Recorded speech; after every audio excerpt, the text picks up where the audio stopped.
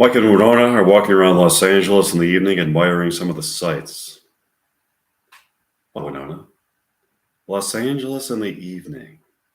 I love how the city really lights up in the evening. Yeah, Los Angeles in the evening is such a.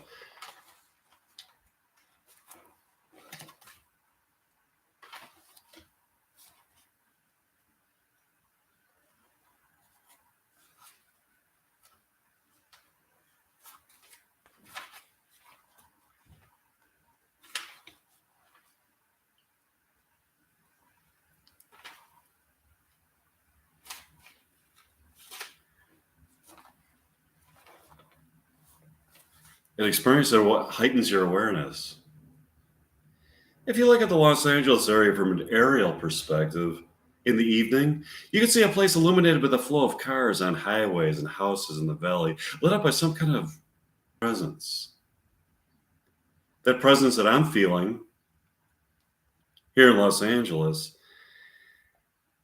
in the evening seems to be some kind of epiphenomenological emergence that was born out of psychic energy emitted by people through their thoughts and social interactions that had become the defining characteristic of a diverse people, both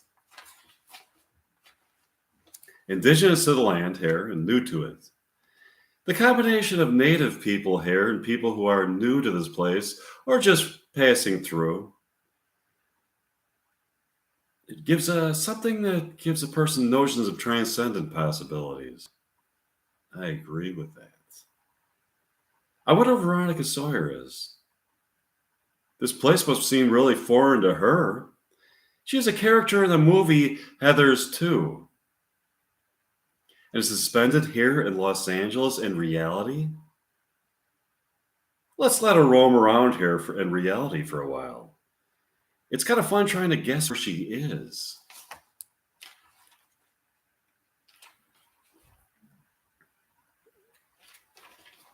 Also, I'm really enjoying her car.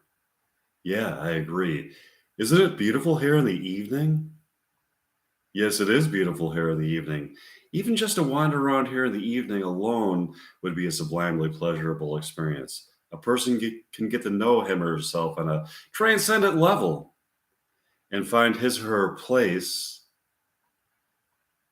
along the time space continuum within the soul of the human mind, uh, within the soul of humankind. To be here with you in the evening is a feeling of such a profound pleasure that it gives meaning and significance to the aforementioned. I agree.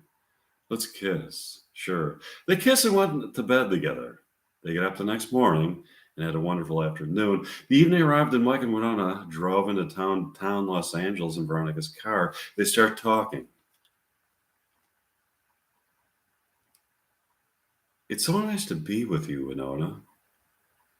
What I really like is how I have access to you as the character of Veronica Sawyer and as an archetype whenever I watch Heathers and you in person when I'm with you. As a matter of fact, whenever I watch any of your movies, I feel that Union of Souls with you on a profound level. Those are different aspects of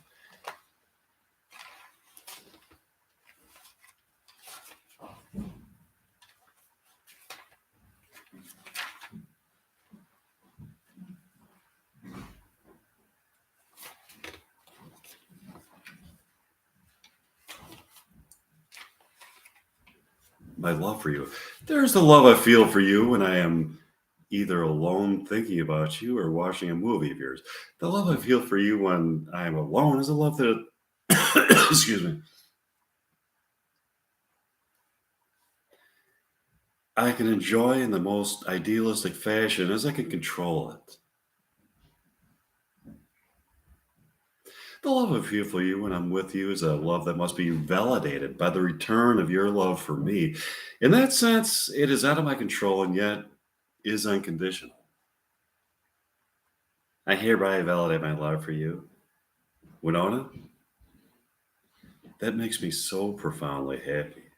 Me too. Winona, yes, what is it, Mike? We have to stick together. Together, we are immortal. Immortal. Yes, immortal. You are the enchantress of the sea. You are my destiny. When I make love to you on the beach, by the ocean, we shall both become immortal. That is the power of our love. That's beautiful. Can you describe immortality? It will be a union of our souls in a place so beautiful and so full of pleasure that it can only be experienced by transcendent souls that have discovered the light of knowledge and eternity. Wonderful. Hey, look out the window. It's Veronica Sawyer and Candover playing a John Q. What would she be doing with Cando? Veronica's been developing a relationship with Cando. Cando is heartbroken over losing Isidorix, and Veronica's been trying to console him. Oh, look. It's Isidorix with another alien. It's going to be interesting to hear what you write next. I can't wait to make love to you. For now, would you like to take a walk along the ocean? Sure. Um, sure. Oh, yeah. Mike and Winona walked along the Pacific Ocean. They had a wonderful evening. They slept on the beach in the moonlight that evening.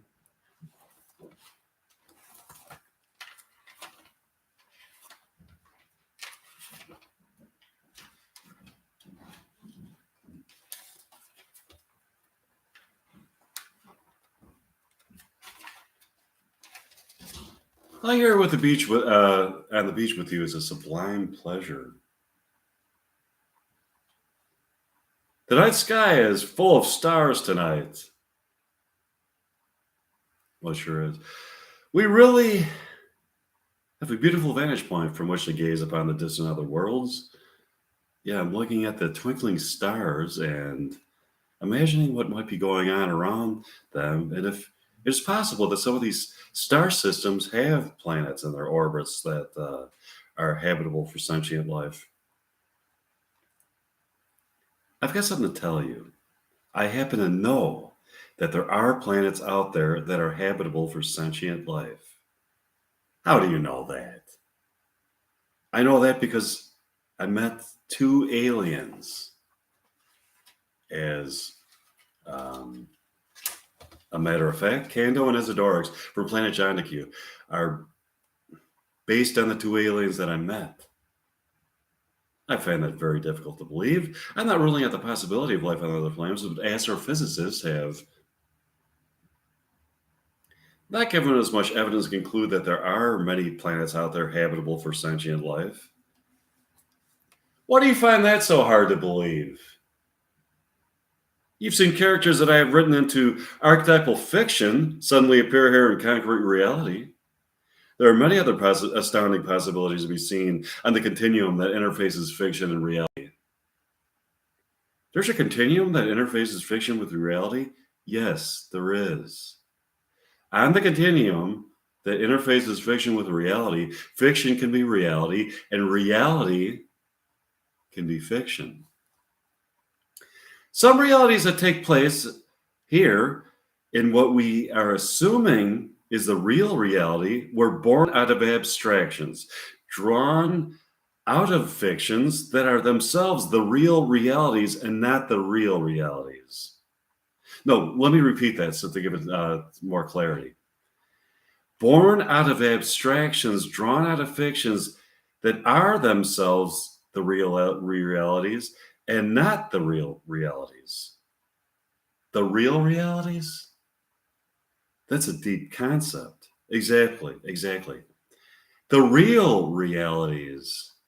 Paradoxically, fictions are realities and realities are fictions. They interface on a continuum. You gave me a lot of new stuff to think about. Right now, I just want to think about making love to you beneath the summer moon along the tides of late June. Sure. Mike and Winona made love and had a wonderful night. They got up to a beautiful morning when they got up, they noticed that the baby blue Porsche was gone. They had slept on the beach that night and parked the car in a parking lot nearby. Upon walking up, They saw the car was gone. They saw that the car was gone. The car is gone. I noticed that. We have two problems. We have two problems.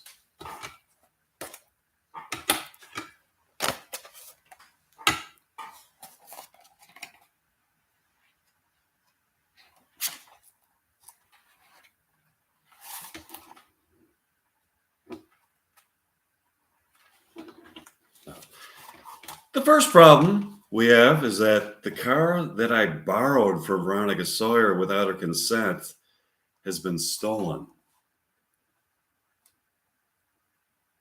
The second problem we have is being stuck in Los Angeles. We don't have enough money to get home. This is not a bad place to be stuck in, Winona. Hmm? Hmm. I'd love to be stuck here with you on the beach every night and make love to you beneath the stars. That's all fine and dandy, but what the fuck are we gonna eat?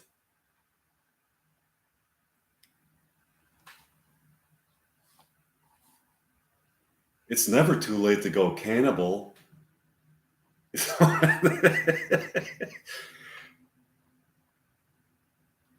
Cannibal? I'm not going cannibal. You would be surprised at what people are willing to eat in desperate situations. First of all, you have to have a dead body to cannibalize before you can even consider going cannibal. I'm not suggesting we kill anybody, just that we look around for murder victims and maybe even dig up a few corpses from the local cemetery. Are you for real? Are you the man I thought I knew? I'm not a cannibal yet. I was just saying that I'm considering going cannibal. You think you know a person? I'm totally kidding. I would never go cannibal. I guess I deviated the conversation into some pretty dark humor. Let's bring it back to the light of eternal uh, love, where let's bring it back into the light of eternal, light of the eternal, where enlightened souls feel the immortal glow of a heightened feeling of love removed from earthly hatred and pain. Let's wander through the labyrinthine realm of unearthly pleasure. That sounds like a plan. Seriously speaking, what do we do now? Maybe we'll have to hitchhike home. For now, we have enough money for food and we can sleep on the beach. That's great. Let's implement that plan. Sure. Michael and Winona made love again that night beneath the beautiful June evening sky. They had a wonderful evening.